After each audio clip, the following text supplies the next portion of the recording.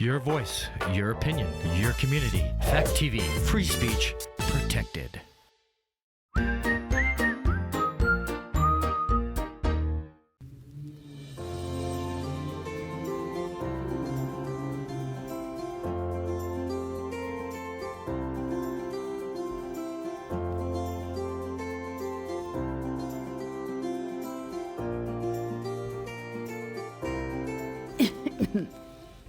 Hello, and welcome to Sunshine for Your Life.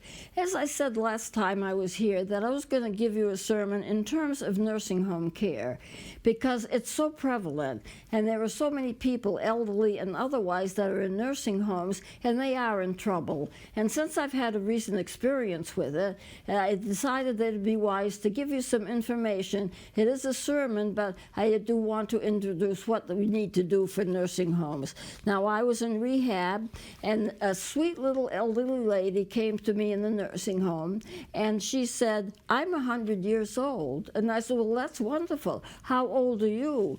And I said, 86. 86. And she said, "I knew you would ask me about it sometime." Excuse me while I take a drink. Nursing homes are in trouble. I think that nursing homes are actually meant to do two things. I think if you are sick and you're elderly and you can't take care of yourself, you go to a nursing home. Many people do. Many people don't want to. And some people have good experiences and some people don't.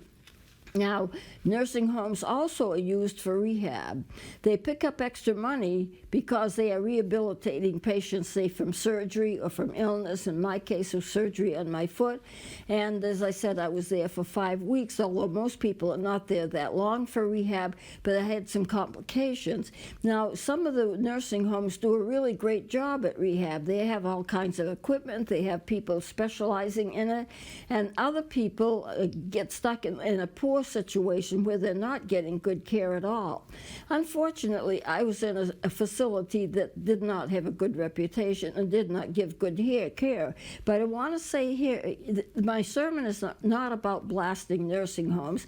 The care that I got for rehab, where I was learning to use my foot again and all of that, was excellent. I had no problem with that. But the nursing home itself, between the times that you have rehab, the general care was not very good. And it was, somebody put it on the computer. A computer said it was one of the worst. So I didn't get a good experience there. But it doesn't take anything for you to have to go to rehab. If you've had a heart attack, if you're ill, and any kind of virus. So I want to take a look at the scripture and see what the scripture says about nursing home care and how we treat each other, so this becomes a sermon. If you are in rehab for any kind of healing, remember, God is the healer. Isaiah 53 verse 5 says that by his stripes we are healed. Matthew 9:35 says, and I'm taking this from the King James Version, Jesus went through all the tower and the villages preaching the good news and healing every disease and illness. God is the healer, but we use people to heal us, so God uses people to heal us. Matthew 4:23 says, Jesus went throughout Galilee, teaching in their synagogues, proclaiming the good news and healing every disease and sickness among the people. And verse 24 continues about that. People brought to him all who were ill with various diseases, those suffering severe pain, and demon-possessed, who were having seizures and paralyzed, and Jesus healed them. So it is wonderful that Jesus is a healer, and you need to remember he is. No matter what you're going through, that Jesus still is the healer, whether you're in a good situation or a bad situation.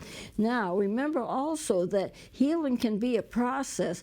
People do get healed rapidly and spontaneously sometimes, but at other times it's a process. I've seen spontaneous healings, but a lot of it is gradual, and it takes time. During that time that you are healing, whether you're in a nursing home or some kind of a facility for healing, you can get close to God, and during that time you can pray for the people that are there, pray for the people who are experiencing difficulty there, pray for the staff. You never need to lose your faith, even if you're healing in terms of a longer period of time. You can get closer to God then. I know that I had experience in this nursing home that were difficult to comprehend. Sometimes they did things to me that shouldn't have been done, and it did slow me up in my healing process. But sometimes the nurses were so stressed, they didn't know what to do. So I was in my bed just watching what was going on, and there was a nurse that came in to attend to the roommate, not the one with the Alzheimer's, but another roommate who had been in a bad accident. And she made a comment about this woman. This patient is a pain in the, and you can fill out the rest yourself. She was saying how much of a pain she was. And I said to her, the patient didn't hear her, but I did hear her. And she turned to me and I said, "Are you going to be okay?" And she started yelling at me. And she said, "What do you want anyway?" And I didn't want anything. I wanted her to calm down. So I said to her in as soothing a voice as I could, "You know, I just want you to know that I just want you to be okay. Are you going to be okay? You seem a little stressed to me." I didn't say how stressed. I said, "You seem a little stressed to me." And she says, "Well, of course I'm stressed. Of course I'm stressed." But that broke it. And after that, she was much better. She had come to her limit in terms of frustration in taking care of patients. So nursing homes do have problems. Not enough people working in them, not enough money to pay them well, and sometimes doing double shifts, and sometimes in bad working conditions. We can all be thankful, though, that in any of these situations, there will be a nurse or two here or there who is going to realize that nursing and taking care of the elderly or doing rehab, it's a calling. It's not just a job.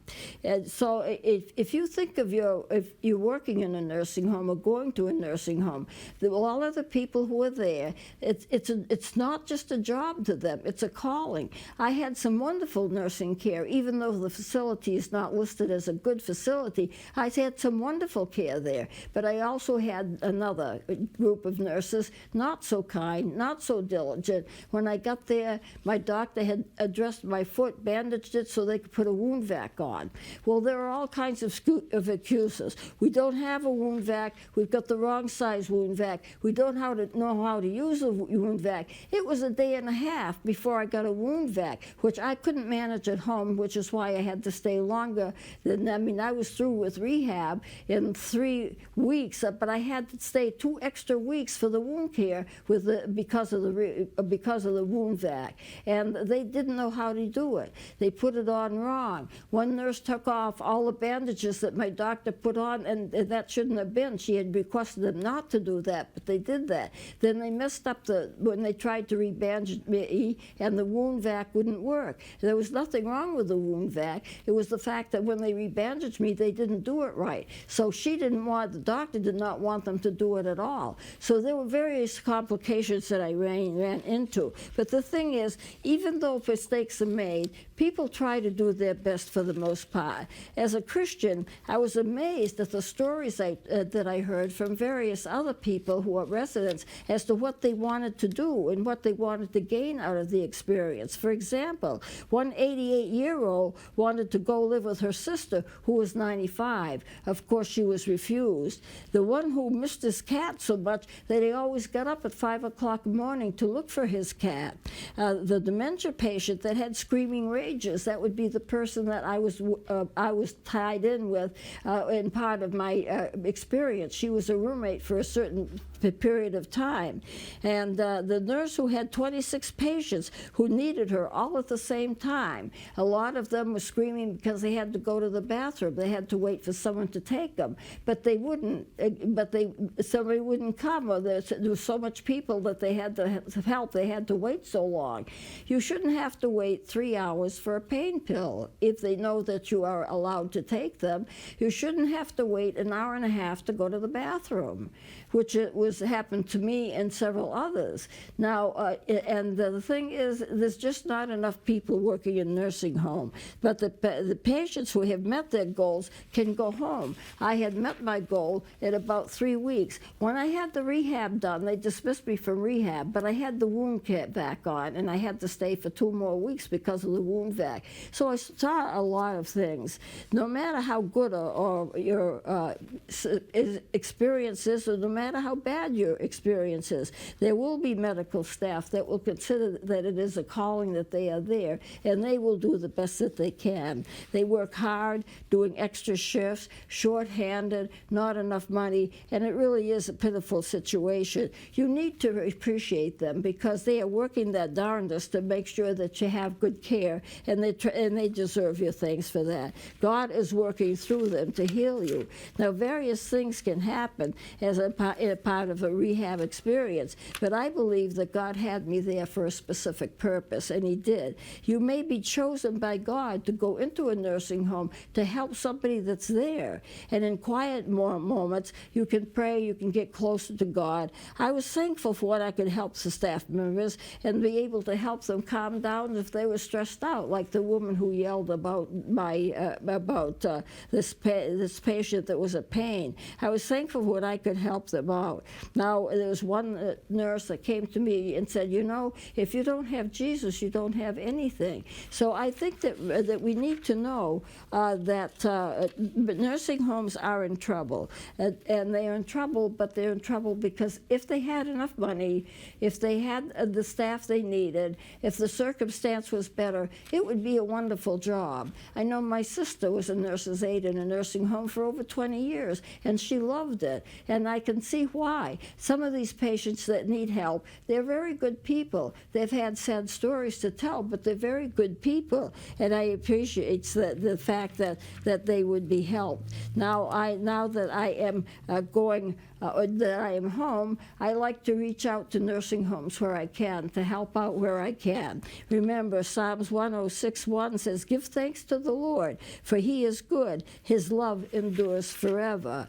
So nursing homes have the two things they have to do. They have to take care of the elderly or anyone who has a disease or a deformity or something. They have to do that. And they also do rehab. And it doesn't take anything for you to have rehab. If you have a heart attack, or if you're sick, if you have some kind of a disease, a deformity, or something has happened to you, you're in an accident, and you had surgery and you're not healing right, you will end up in a nursing home for rehab. There are regular centers that only do rehab, and they're the best to get into because they give the best service, and that's all they do, and they do it well.